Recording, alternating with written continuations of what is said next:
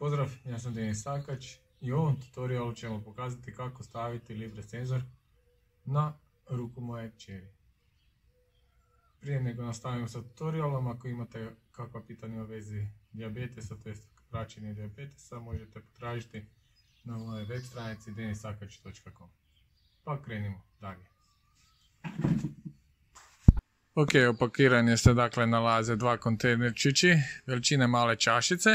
U jednom se nalazi senzor, a drugoj se nalazi aplikator senzora. Evo krenimo.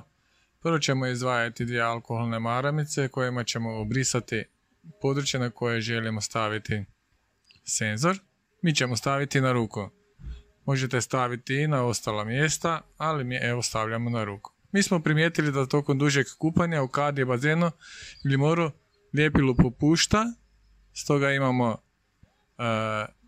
trake samoljepljive ili neljepljive kojima štitimo senzor, Libre senzor, a i mjau mjau. Dobro, sada kad smo obrisali područje na koje želimo staviti, malo osušimo. Ja ću malo puhati kako ću osušiti. I još jednom ako treba obrisati kako treba, obrisati do kraja. Tad otvaramo jednu čašicu u kojoj se nalazi aplikator i drugu čašicu u kojoj se nalazi senzor. Lagano je spojimo i polako okrećemo dok ne sjedne jedna u drugo. Čujemo jedan škljuc. Namjestimo ruku, provjerimo da li je suho i spremno za stavljanje senzora.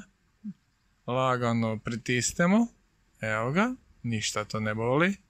I čujemo škljuc, op, malo predržimo, ne treba tiskati. Provjerimo da li je uhvatilo, lagano okrećem.